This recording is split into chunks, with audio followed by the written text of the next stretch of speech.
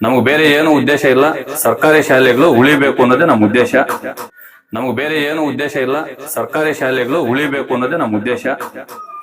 ಈ ಸರ್ಕಾರ ಹೆಂಗಂದ್ರೆ ಕಳ್ತನ ಮಾಡಕ್ ಕಳ್ಸೋದು ಸರ್ಕಾರದವ್ರೆ, ಮತ್ತೆ ಅವ್ರು ನಡೆಯಕ್ ಪೊಲೀಸ್ ಅವ್ರನ್ನ ಕಳ್ಸೋದು ಸರ್ಕಾರದವ್ರೆ.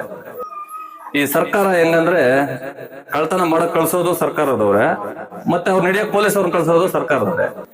ಈಗ ಸರ್ಕಾರಿ ಉದ್ಯೋಗ ಬೇಕು ಅಂದಾಗ ಸರ್ಕಾರ ಉದ್ಯೋಗ ಯಾರ್ಯಾರು ಪಡಿತಾರೆ ಅವ್ರ ಮಕ್ಕಳು ಕಡ್ಡಾಯವಾಗಿ ಓದ್ಲೇಬೇಕು ಸರ್ಕಾರಿ ಶಾಲೆ ಕಂಡೀಷನ್ ಮಾಡಿದ್ರೆ ಈ ಪರಿಸ್ಥಿತಿ ಏನಾಗ ಬರುತ್ತೆ ಶಾಲೆಗಳಿಗೆ ಅಂದ್ರೆ ದೊಡ್ಡ ರಾಜಕಾರಣಿಗಳದೇ ದೊಡ್ಡ ದೊಡ್ಡ ಖಾಸಗಿ ಶಾಲೆಗಳು, ಖಾಸಗಿ ಕಂಪ್ನಿಗಳು ಎಲ್ಲ ಇರೋದು ಅವ್ರದೇ ಇಂಜಿನಿಯರಿಂಗ್ ಕಾಲೇಜು, ಅವ್ರದೇ ಕಂಪ್ನಿಗಳು, ಮೆಡಿಕಲ್ ಕಾಲೇಜುಗಳು ಅವ್ರದೇ. ಹಂಗಾಗಿ ಸರ್ಕಾರಿ ಶಾಲೆಗಳಲ್ಲಿ ಓದ್ಬೇಕಾದ್ರೆ ಮಕ್ಕಳು ಸರ್ಕಾರಿ ವೇತನ ಪಡಿತಾ ಇರ್ತಾರಲ್ಲ ಅಂತವ್ರ ಮಕ್ಕಳು ಕಡ್ಡಾಯವಾಗಿ ಸರ್ಕಾರಿ ಶಾಲೆಯಲ್ಲಿ ಓದ್ಬೇಕು ಅಂತ ಒಂದು ಕಂಡೀಷನ್ ಮಾಡ್ಬೇಕು. ನಾವ್ ಯಾವುದೇ ರಾಜಕೀಯದಲ್ಲಿ ತೊಡಗಿಸ್ಕೋಬೇಕು, ನಮ್ಗೆ ಒಂದು ಪದವಿ ಬೇಕು ಅನ್ನೋದು ಯಾವುದೋ ಉದ್ದೇಶ ಇಲ್ಲ. ಕೆಲವರೆಲ್ಲ ಸೋಷಿಯಲ್ ಸರ್ವಿಸ್ ಮಾಡೋದು ರಾಜಕೀಯದಲ್ಲಿ ಏನೋ ಬೇಕು ಅಂತ. ನಾವ್ ಯಾವುದೇ ಕಾರಣಕ್ಕೂ ರಾಜಕೀಯದಲ್ಲಿ ನಾವು ಬರೋರಲ್ಲ. ನಮ್ಮ ಉದ್ದೇಶ ಏನಪ್ಪ, ನಾವು 10 ರೂಪಾಯಿ ಸಂಪಾದನೆ ಮಾಡ್ತಾ ಇದೀವಿ, ನಾವು ಒಂದು 5 ರೂಪಾಯಿ ದಾನ ಧರ್ಮ ಮಾಡೋಣ ಅನ್ನೋದು ಅಷ್ಟು ಬಿಟ್ರೆ ಬೇರೆ ಯಾವ್ದು ಇಲ್ಲ. ಏನಿವತ್ತು ಗುಮ್ಲಾಪುರ ಸರ್ಕಾರಿ ಶಾಲೆಯಲ್ಲಿ ಸರಸ್ವತಿ ಪೂಜೆ ನಿಕ್ಕೊಂಡಿದ್ದಾರೆ. ಈ ಸರಸ್ವತಿ ಪೂಜೆಗೆ ನಮ್ಮನ್ನು ಬರಬೇಕು ಅಂತ ಮೇಡಮ್ನವ್ರು ಹೇಳಿದ್ರು. ನಾನು ಈ ಮುಂದೆ ನಮ್ಮ ಚೆನ್ನಾಪುರ ನಾನು ಓದಿರೋಂಥ ಶಾಲೆಯಲ್ಲಿ ಸ್ಕೂಲ್ ಬ್ಯಾಗು, ಟ್ರ್ಯಾಕ್ ಶೂಟು ನಾನಲ್ಲಿ 2 ವರ್ಷದಿಂದ ಕೊಡಿಸ್ತಾ ಬಂದೆ. ನಮ್ಮ ಶಾಲೆಯಲ್ಲೂ ಸ್ಟ್ರೆಂತ್ ಇದೆ, ವೆಂಕಟೇಶ್ ಏನಾದರೂ ಒಂದು ಮಾಡಬೇಕು ಅಂದರು ನಮ್ಮ ಲಕ್ಷ್ಮೀದೇವ್ ಮೇಡಮ್ ಅವರು. ಆಯ್ತಕ್ಕ, ಖಂಡಿತವಾಗ್ಲೂ ನೀವೇನು ಹೇಳಿದೆ ಅದು ಕೊಡಿಸ್ಕೊಡ್ತೀನಿ ಅಂತ ಹೇಳಿದೆ. ಅದೇ ರೀತಿ ಕಳಿಸ್ಕೊಟ್ಟಿದ್ದೀನಿ.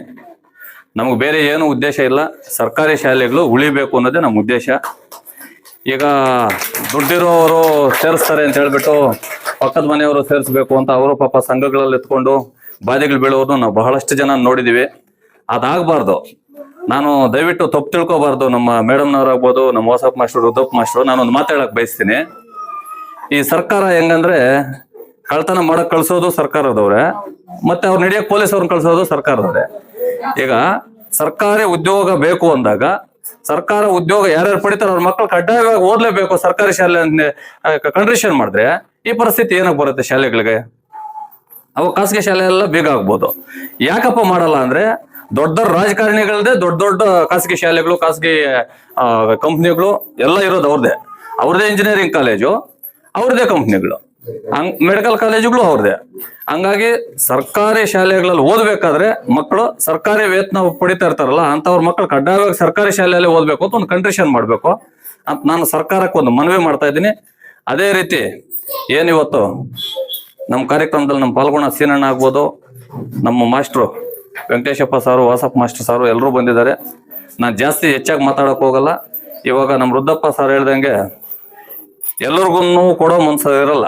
ಒಂದ್ 15 ಕೋಟಿ ಹೋದ್ಮೇಲೆ ಭಗವಂತ ಮನಸ್ಸು ಅವ್ರ ಹತ್ರ ಕಿತ್ಕೊಬಿಡ್ತಾನೆ, ದಾನ ಮಾಡುವಂತ ಮನ್ಸು ಕಿತ್ಕೊಬಿಡ್ತಾನೆ. ನಾನು ಅಂದ್ಕೊಳ್ತೀನಿ, 100 ಕೋಟಿ ಇರೋರು ಇದಾರಲ್ಲ, ಯಾಕೆ ಇವ್ರಿಗೆಲ್ಲ ಕೊಡಕ್ ಮನ್ಸು ಬರಲ್ಲ ಅಂದ್ರೆ ಲಕ್ಷ್ಮೀ ದೇವಿ ಜಾಸ್ತಿ ಆದಷ್ಟು ಅವ್ರಿಗೆ ಬುದ್ಧಿ ಕಿತ್ಕೊಬಿಡ್ತಾನೆ. ಎಲ್ಲರ ಹತ್ರ ಉಗಿಸ್ಕೋಬೇಕು ಅವರು, ಏನಪ್ಪ ಇಷ್ಟಿದ್ರು ಒಬ್ರು ಕೊಡಕ್ ಬರಲ್ಲ ಅಂತ.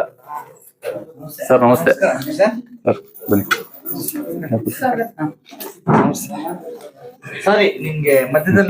ಇಲ್ಲ ಇಲ್ಲ ಇಲ್ಲ, ಯಾರಾದ್ರೂ ದೊಡ್ಡ ಮನ್ಸು ಮಾಡಿ ಈ ಊರ್ನವ್ರು ಎಲ್ಲರೂ ಶ್ರೀಮಂತರು ಇರಕ್ಕಿಲ್ಲ, ಬಡವ್ರದ್ದು ಕೂಡ ಅಕ್ಕಪಕ್ಕದಲ್ಲಿ ಜಮೀನುಗಳಿರ್ಬೋದು, ಹೇಳಕ್ಕಾಗಲ್ಲ.